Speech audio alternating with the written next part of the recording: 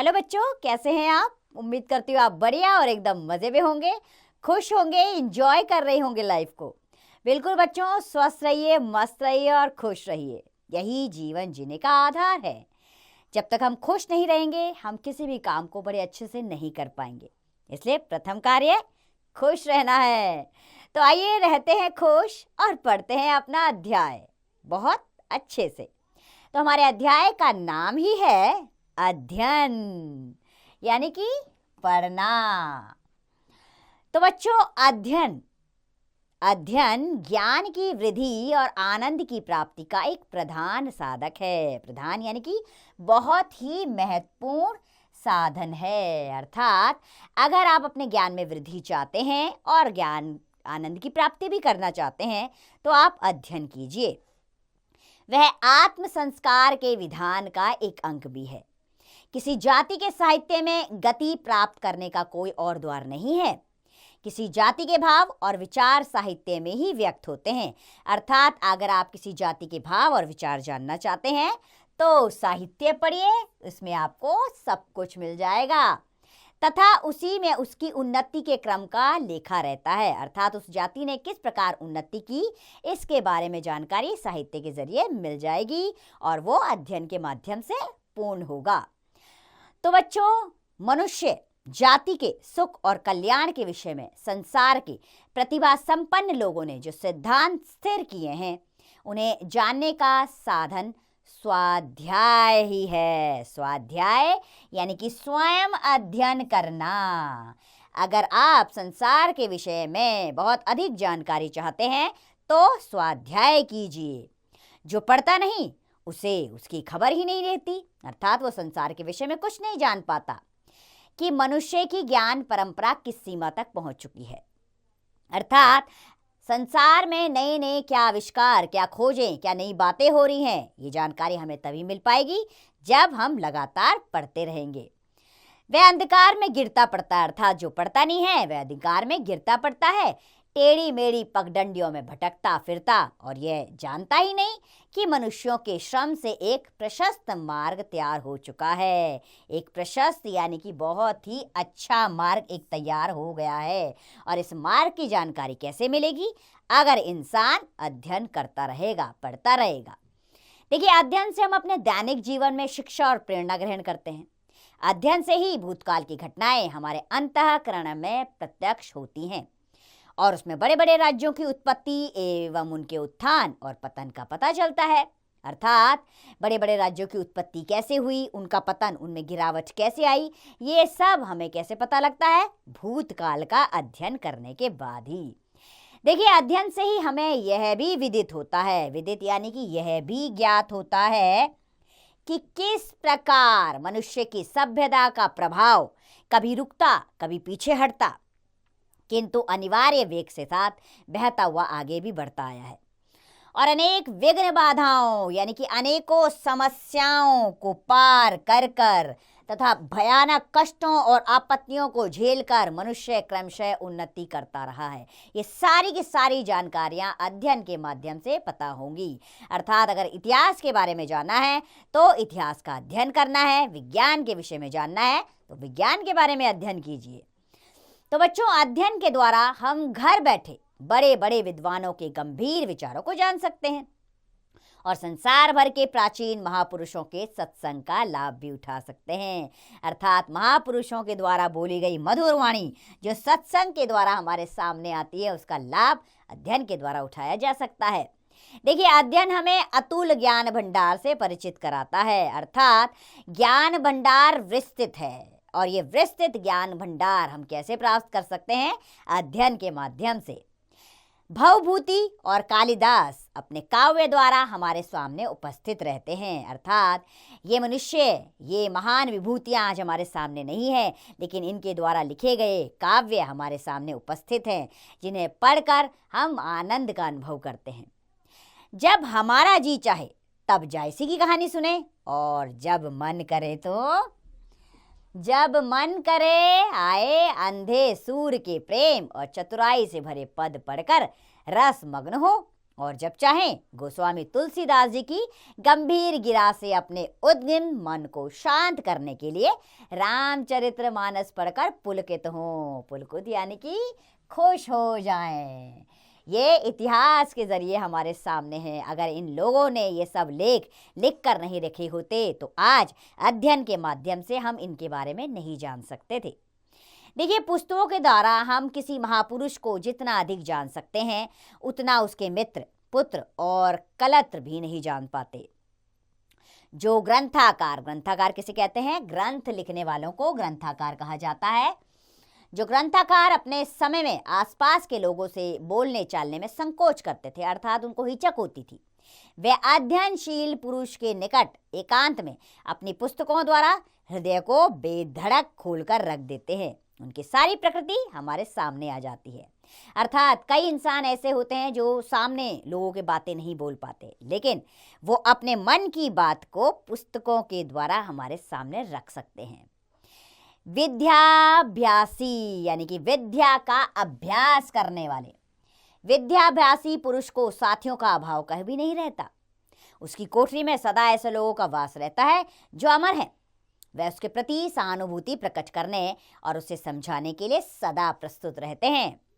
कवि, दार्शनिक और विद्वान जिन्होंने प्रकृति के रहस्यों का उद्घाटन किया है, अर्थात उनके रहस्यों को उजागर किया है, और बड़े बड़े महात्मा जिन्होंने आत्मा के गूढ़ रहस्यों की थाह लगा ली है, सदा उसकी बातें सुनने और उसकी शंकाओं का समाधान करने के लिए उद्यत रहते हैं। देखिए, बिना किसी उद्देश्य के सरसरी तौर पर पुस्तकों के पन्ने उलटते जाना अध्ययन नहीं है। अर्थात अगर आप बिना उद्देश्य के पुस्तकों के पन्ने पलटते जा रहे हैं तो इसे अध्ययन नहीं कहा जा सकता।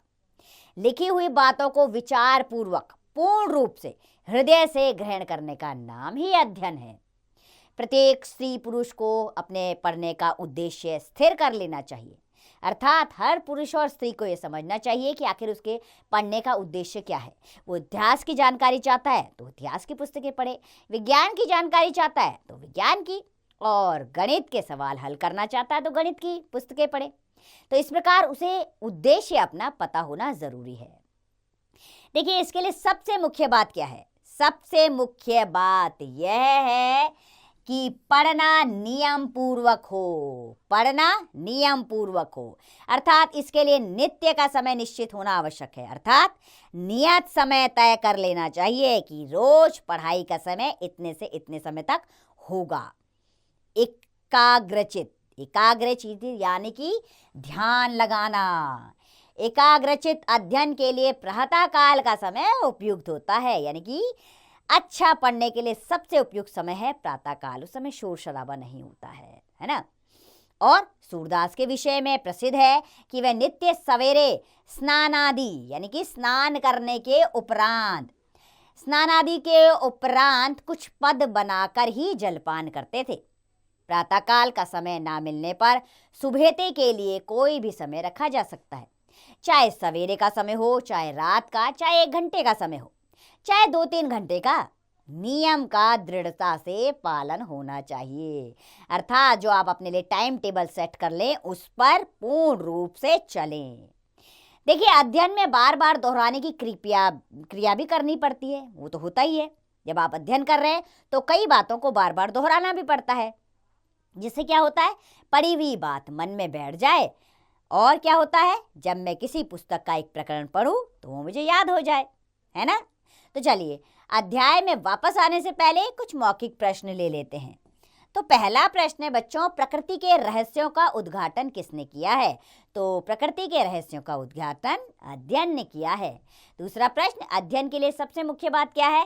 तो अध्ययन के लिए सबसे मुख्य बात है कि अध्ययन का समय एक निश्चित करना चाहिए, उसी से आप सही प्रकार से अध्ययन कर पाएंगे।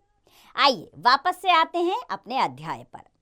तो जब मैं किसी पुस्तक का एक प्रकरण यानी कि एक बात उसके विषय में पढ़ता हूँ तो या पढ़ चुका होता हूँ तो पुस्तक बंद करके उसमें आई हुई मुख्य बातों को ध्यान में लाता हूँ। इसी क्रम से मैं एक एक प्रकरण पढ़ता जाता हूँ। जब पुस्तक समाप्त हो जाती है तो मैं सारी पुस्तक का अनुक्रम एक एक प्रकरण करके मन में धारण करता हूँ और पुस्तक की सारी बातों को दोहरा जाता हूँ। तो बच्चों, अध्ययन में नोटबुक रखने से बड़ी सहायता मिल सकती है। जो पुस्तक तुम पढ़ो उसके चमत्कारपूर्ण यानी कि जिसमें क्या चमत्कार उत्पन्न हुआ है, चमत्कारपूर्ण अंशों को लिखते जाओ, जिससे विद्वान और प्रतिभाशाली व्यक्तियों की उक्तियों को संचित रखने से अवसर पड़ने पर तुम्हें शांति, उपदेश और उत्साह मिल सके। यदि पुस्तक तुम्हारी है तो पृष्ठ के किनारे ऐसे स्थानों पर निशान लगाते जाओ जो बार बार पढ़ने योग्य हो, यानी कि उन्हें हाईलाइट करते जाओ। जिनमें कोई सुंदर उक्ति हो, जो संदिग्ध हो अथवा जिसके विषय में छानबीन आवश्यक है, अर्थात जिसके विषय में आप और जानकारी चाहते हैं, तो उन्हें हाईलाइट कर लो ताकि तुरंत पुस्तक खोलकर हाईलाइट की हुई लाइन पढ़ो और उसके बारे में जानकारी एकत्र करो। देखिए, पढ़ने के विषय में हमको एक बात स्मरण रखनी होगी, स्मरण यानी कि याद रखनी होगी हमेशा, और वो क्या है कि जो कुछ हमें रुचि प्रकार लगे उसी अच्छे प्रकार पढ़ें और चिंतन करें। यानी कि जो हमें इंटरेस्टिंग लग रहा है उसे बहुत अच्छे से पढ़ें और उसके बारे में और जानकारियां इकट्ठी करें। एक समस्या यह भी है कि कौन सी पुस्तक पढ़ी जाए और कौन सी ना पढ़ी जाए। देखिए, भोजन सामग्री की भांति कुछ पुस्तकें अच्छी होती हैं और कुछ बुरी। प्रतिकूल भोजन के समान निष्कृष्ट यानी कि बेकार निष्कृष्ट पुस्तकें त्याग देनी चाहिए। मैं ये नहीं कहती कि हर पुस्तक अच्छी होती है। कई पुस्तकें हमें नकारात्मक प्रभाव दे सकती हैं, अश्लील प्रकार की पुस्तकें, इनसे दूर ही रहना चाहिए। इसलिए ऐसी पुस्तकों को त्याग देना चाहिए। जिन पुस्तकों की विषय वस्तु दूषित है, शब्दावली आडंबरपूर्ण है, विचार निकम्मे हैं, वे हानिकारक होती हैं। सामान्यतः अच्छी पुस्तकें काल और स्थान की सीमा को पार कर आगे बढ़ती रहती हैं।